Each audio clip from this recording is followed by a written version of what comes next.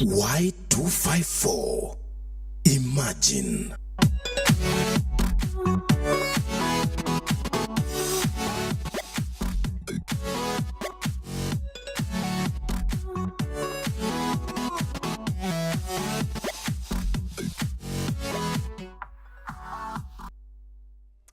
A very good evening and many thanks for tuning in to Y254 Discussion Monday. It's the 12th day of the month of November 2018. Glad you could join us tonight. We shall be talking about the Africa's debt that is looming to become a crisis now, and I'll be joined by Anita Nkirote. She's a governance consultant, and also I will be joined by Calvin Judisi. They will be helping us to understand what is this that we need to know about these debts and what can we do. Keep it Y254 at Murani Hillary at Y254 channel is the Twitter handle to use. Welcome to the program. That's a conversation that will be coming to you in a bit, but right about now we look at a few headlines or stories that have hit the headlines this very day. I am Dereva Hillary. Welcome.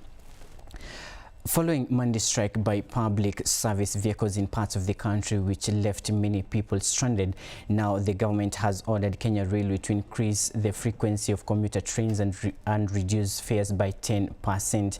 This is to ensure the public will be able to continue with their day-to-day activities in nation building. Several passengers were stranded on Monday as authorities enforced public transport safety rules in Kenya. Few public service vehicles that were in operation after complying with the rules hiked their fares to various destinations. And elsewhere, 4 KCSE candidates have been deregistered by the Examination Council and discontinued from sitting the exam on charges of cheating.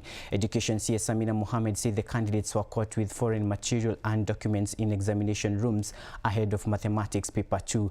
3 cases were in Garissa while others were reported in Nairobi. Moving on, Kenya has reverted to importing sugar from the common market for Eastern and Southern Africa, COMESA and East African Community member countries, bringing in more than 70% of the imported produce from these markets in the 9 months to September this year. Elsewhere, President Uhuru Kenyatta has affirmed Kenya's support to global efforts geared towards environmental conservation and the fight against climate change. The president said Kenya was keen on partnering with other countries in advocating for the use of green energy to check the challenges of climate change and variability. And finally, Treasury Cabinet Secretary Henry Rotich has directed all government ministries, departments, agencies, MDAs and county governments to refrain from engaging in negotiations for external borrowing without the approval of his office.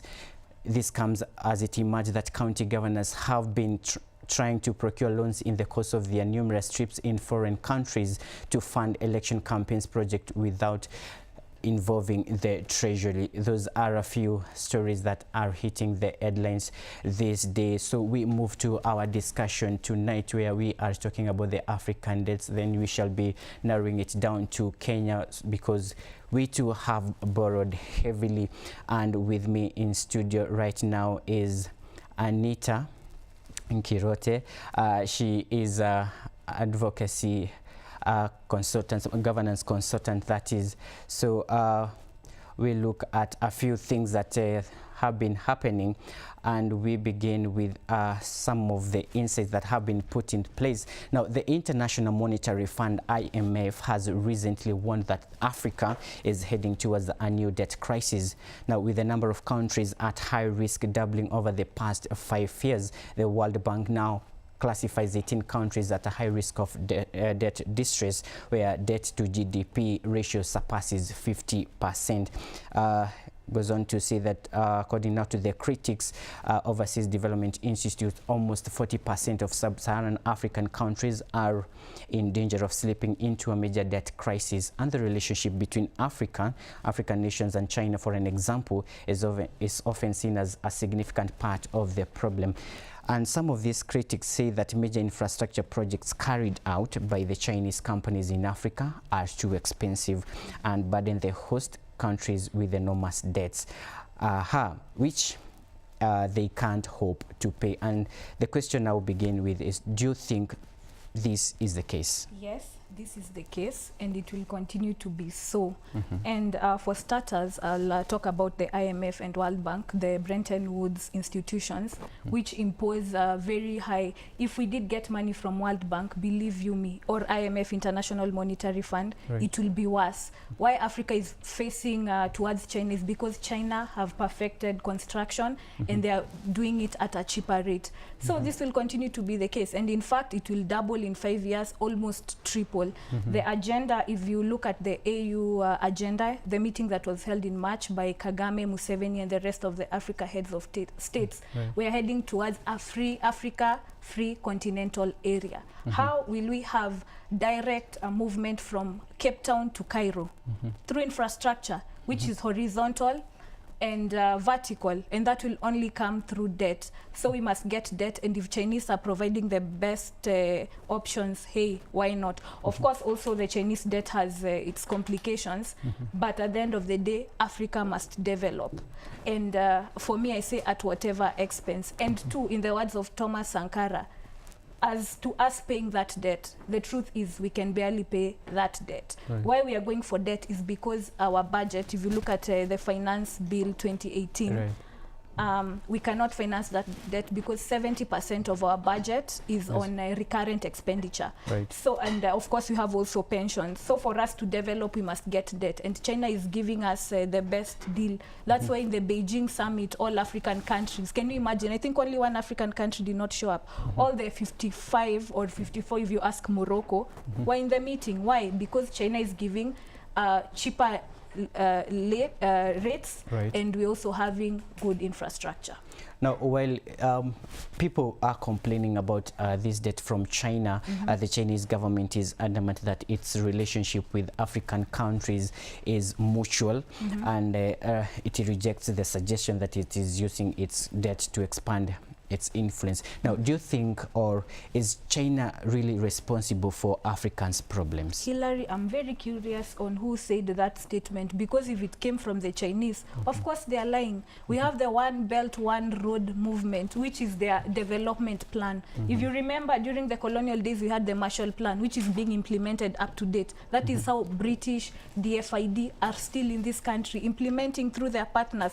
So no, China has a plan for us, and it's called the One Belt, One Road movement, which is a Silk Road, which is why we have the SGR, which is why we have development in the Lamu port. All these are strategic investments to invest in Africa. And during the Beijing summit, the president, I call him she, he said that Jinping, they have plans. Yeah, thank you, Jinping. I'm not a Chinese.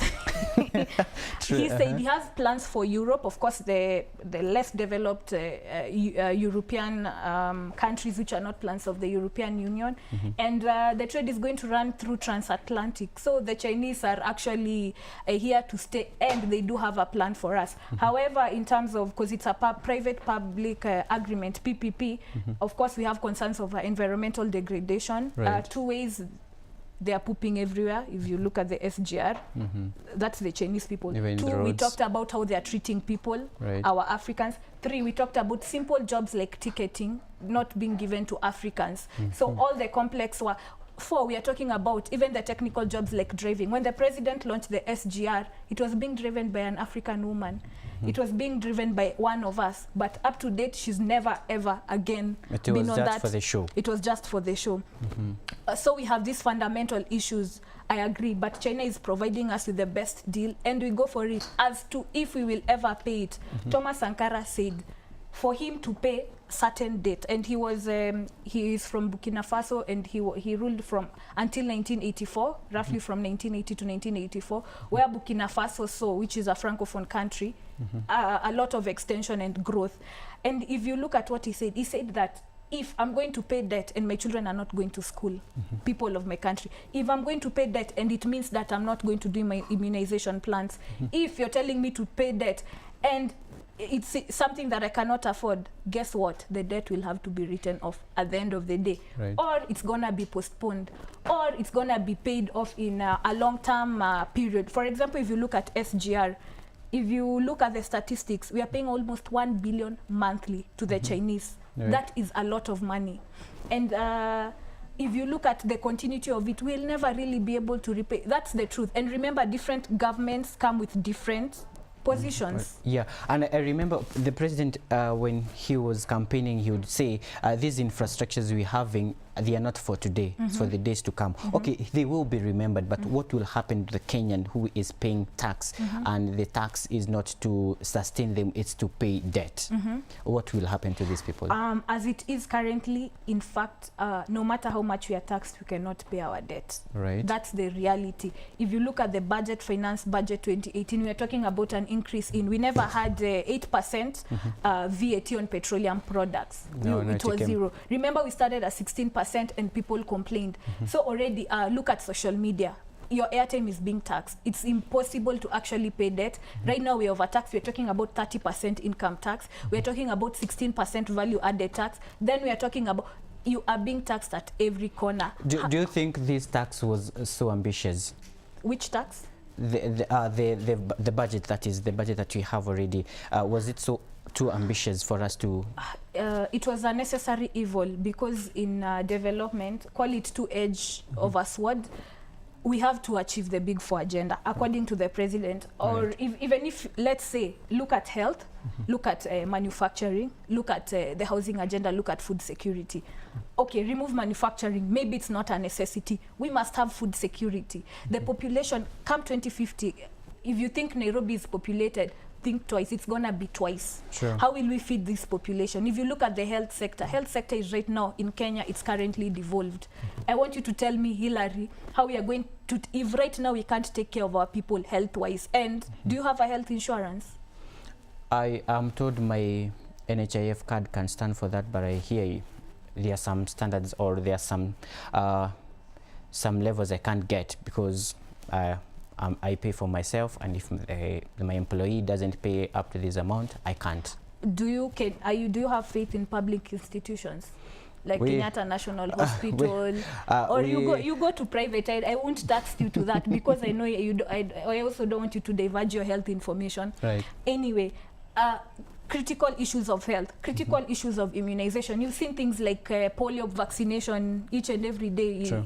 Kids are being immunized. How are we? These things are a must. We must eradicate polio. Polio is coming from Ethiopia. Polio is coming from Somalia. Remember, we are still receiving refugees. So in terms of, even if it's not the big agenda, at the end of the day, health, food security, housing remain to be a priority. Housing, why? Because our population is growing. Right. Yes, and it's going to double in a few years, come 20. I told you I was in European Union, I was at Brussels. Right. And right now they're talking about Vision 2050. It's not about even Vision 2030. So it's food for thought. And we must plan. I think we have a Ministry of Planning.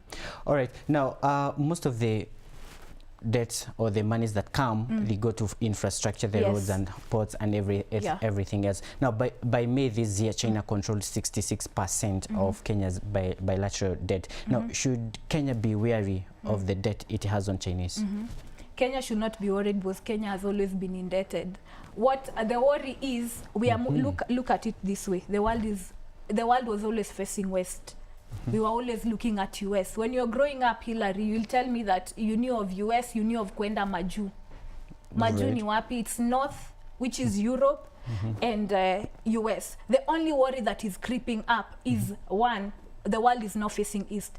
China, Japan, they now have a seat at the table. They have a seat at the table. That is the worry we are having. But if it's debt, even if you look at the levels, it's the same. Number two, for you to get a US loan before, for you to get a Bretton Woods money before that, I'm talking about, I told you, IMF, the Economic Bank of Recovery, I'm talking about the World Bank. Before, they used to be aid conditionality. They will tell you, oh, they want to interfere with your internal structures. Right. They will tell you, oh, we want to look at your country, we want to know if you are a democratic country. They will interfere. IMF itself, that is releasing that report, it's responsible for the structural adjustment policies of 1992. It's responsible for the 8% VAT we are being asked. Actually, the other day, It's them who came up with and the 16%. they're doing that. Why? Because we want an overdraft facility to be able to use around, if we have a cash crunch, we can be able to get around 150 billion from them as an overdraft facility. Yeah. So that is the case. But otherwise, Kenya has always been indebted. If you ask me, there's no cause for alarm. The only cause for alarm is the opaque nature in which our leaders are engaging in. Right. They are telling us you have a road, but they are hiding at the back. They are not telling us how much debt it is. Right. They are getting more money. And also, we don't know the burden that it's going to be on the next president. If it is China, you know why you're worried? Because this is the most visibly corrupt regime ever. If it is China we are talking about, tell me about who built the superhighway? Yeah, which president built? Yeah, Kibaki was there. So why didn't we cry? Why didn't we say, oh, Kibaki, you are talking with the Chinese? That we didn't want to do it back then. But then now, do you think, or what do you think should be done into our system to ensure that the funds that come in and the debts that we have are put into proper use, and to ensure the sustainability of our economy without having to borrow? Thank you so much. And that one would mean proper management of resources. And what are we talking about? We are talking about corruption. We are talking about Eurobond 1. We are talking about Eurobond 2. We are talking about proper management of facilities. We are talking about devolution. I mean, we can't afford to fund devolution forever. We are talking about governors must be accountable for what they have. We are talking about the transitional authority. I don't know why Kinuthia Wambogwa went, but I'll ask him when I meet him this Saturday. We are talking about governors are going away with funds. Former governors are walking around scot-free with stolen money, with stolen assets. We are talking about Nurdin Haji. Now Nurdin Haji, director DPP, he's taken these cases to court of where we've lost money. He's taken PS, Lilian Omolo. We are on the right track. But who's failing us? Maraga, the judiciary. Now it was all fun and games because they're like, oh, this other day, Obado. Okay, not Obado. Lilian Omolo. This other guy, he's been caught. But when are the judgment coming to be? But what should happen if there's no evidence that these people stole actually? What should be done? But it's in plain sight. It's in plain sight. EACC is failing the DPP. EACC and the judiciary is failing the DPP because the DPP is doing his part. It's time for the judiciary to say, hey, this guy, I have enough evidence and this guy is guilty. Of course, while protecting the rights, of course, the human rights, 1948 under the Convention of Human Rights. But at the end of the day, we need to recover this money because the pain is when you look at our SGR development debt and when you look at the SGR version of Ethiopia, it's electric, it seems better off, it seems cheaper, but for us things are so expensive. Why? Corruption, underdeal. For people to get what they want, they must part away with some amount of money. So these are the things we are complaining about. We have our own natural resources that could bring money into our country, which could prevent us from borrowing so much. Now, how do you think we should use our resources maximally? Yes, I'll even give an example. Thank you for bringing that topic. We have the wind power, which is being handled by Mugo Kibati, former the chairman of Vision 2030. Why the project was coming there was because we were supposed to be having cheaper electricity. With the problems of KPLC, that's why you're adding tokens and they're disappearing. There's fuel levy there. There's road levy. It's too expensive. One natural resource is the windmills coming from Lake Turkana. It's producing so many megawatts. Another natural resource you want to talk about is the wild beast. Let no one fool you about the sand, sea kind of scenario. Kenya's best export is the wild animals. We need to, of course, Najib Balala Honorable Najib Balala is doing a great deal about it. But as the Honorable Joho, he should make sure the oceans are clean because we are losing that undue advantage. I mean, I'll prefer to go to Seychelles or Mauritius than to go to the coast. But those are some of the natural resources we can take. Look at Laikipia. Of course, we have Olpajeta. We have so many good things that we can put into this. Of course, not leaving out Mount Kenya and the rest. We have strength in tourism. We have strength if we put more money into agriculture and not lose money. Look at mismanagement. Even the natural resources we have by producing in agriculture. Look at the NCPD, National Cereals and Produce board. Right. I mean, Kionjori was the other day complaining about losing money every other day in the Ministry of Agriculture, which is supposed to be our backbone. Right. So let's start with that, not losing money. Now, for every electioneering period, we have presidents coming up, candidates that is, and I am sure they go abroad and they have bilateral talks with these foreign countries. They tell them, when I get in, this is what will happen. Now, do you think our politics are so mature to ensure that we don't have to have agreements with foreign countries for us to be able to sustain ourselves? Are we so mature enough? We are more than 56 years old now, Kenya. Yeah. If I borrow heavily from Sankara, Burkina Faso is also my mentor, so I'm sorry if you can have dead mentors. So much. Yeah, so it will be a shame not to mention him again.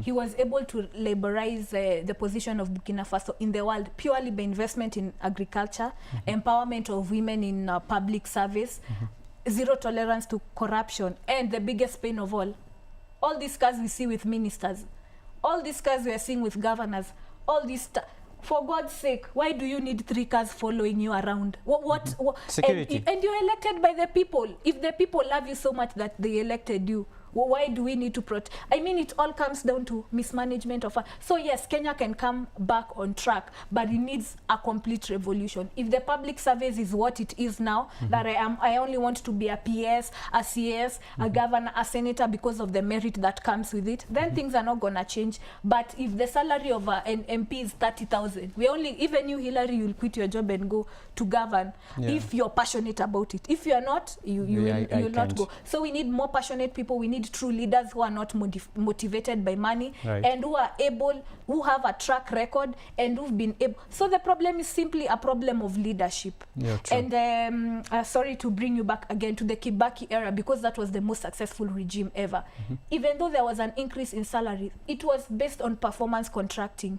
That is when we had, I told you I'm doing my master's in public management, and when you look out through history, Kibaki, why everybody remembers Kibaki is because of the transformative regime he brought about. He tried to deal with cases of corruption from way back, and in public management, look, it's the best time we had qualified people. Even Kibaki, even Uhuru had to remove Mudaura from retirement. Why? Mudaura is 72 years. He even has a pacemaker.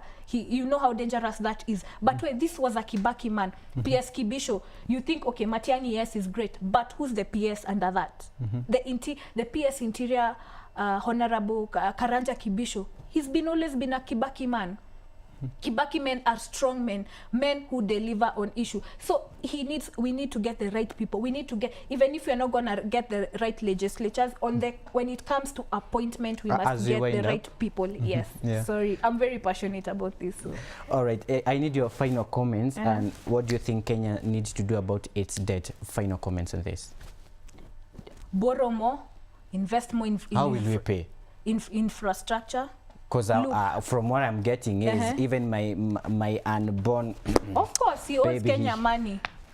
And so I will pay for my parents, pay for myself, and also my kid will be paying for this. Is something that we never end. Can I give you an example of a francophone? Francophone countries, we're talking about Sierra Leone, we're talking about Central African Republic. This country are still paying repatriations to France. Why? France claims they helped them develop.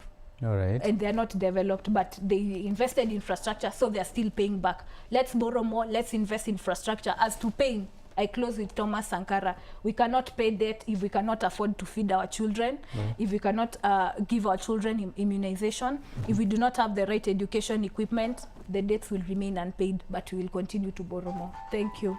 All right, thanks for your comments and sharing your sentiments on this particular topic. How I wish that we wouldn't have to borrow so much to burden our citizens and the generation that will be coming up and next. Many thanks for keeping us company. She has been my guest, Anita Nkirote, governance consultant. All right, my name is Dereva Hillary. Coming up next is Why Mashariki. See you on Friday. Thank you so much for